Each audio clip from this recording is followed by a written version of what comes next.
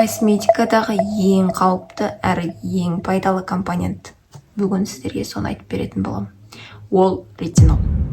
Не үшін екен?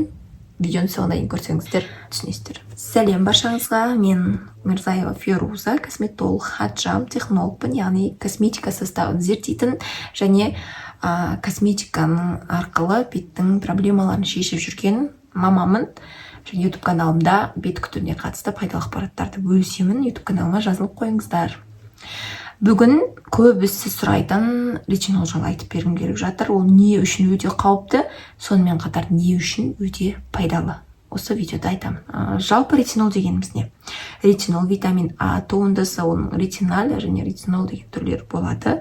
Ол біздің теріміздің жаңартып, теріміздің регенерациясын өзінің қалыпқа келтіруін тездетіп, өліп қалған жасушаларды тірілтіп, өте күшті жасару эффектісін береді. Не только әжімге, ол пигментацияға да тез жазылуына әсер етеді, безеулерге, безеулерден қалған ізге барлығына көмектесе алатын мықты компонент.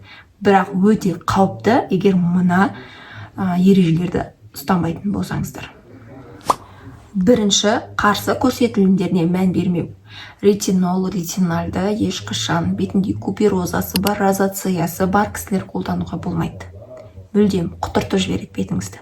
Және аллергияға жақын, дерматиті бар, бетінде ашық жаралары бар кісілерге, қорғаныш қабаты бұзылған кісілерге мүлдем қолдануға болмайды.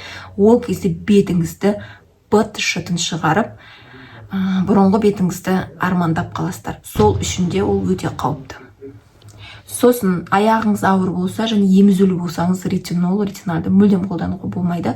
Емізулі кезде сүт арқылы балаға өтіп, баланың бауырын зақымдауы мүмкін, ал аяғыңыз ауыр кезде қан арқылы өтіп, баланың дамуын тежеуі мүмкін. Сондықтан рисковать етпейміз. Және де қолдану тәсілін білмейтін болсаңыздар, өте қауіпті. Аз проценттен бастамай бірден күшті процентін бетіңізге жағып қоятын болсаңыз, және де өзінің кестесімен дұрыс қолданбайтын болсаңыз, бетіңіздің қорғаныш қабатын бұзып, тіпті күйдіріп, пигментация шығарып жіберуі мүмкін. Сол үшін өте зиян. Яғни оның аз процентін бастап, аптада бір рет кешкі уақытта бір бұршақ көлемінде ғана қолдану керек, және де аз-аздан процентін көбейту керек. Сосын ретинол қолданып жүріп, SPF жақпайтын болсаңыздар, онда бетіңіз быт-шыты шығады.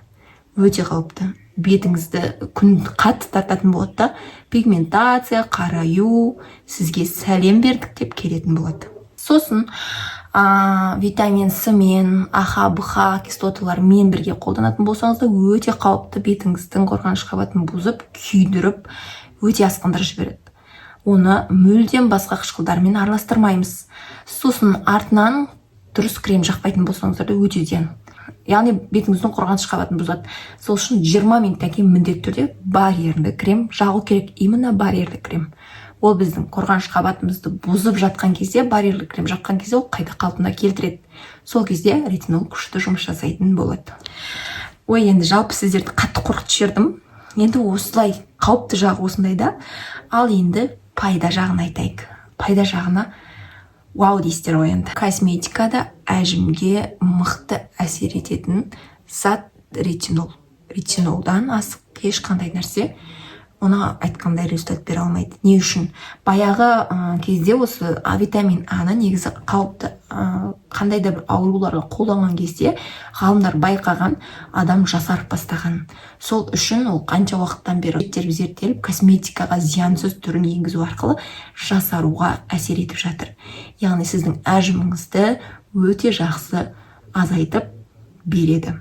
25 жастан бастап әдемі қолданатын болсаңыз, әжім сізге өте кеш түсетін болады.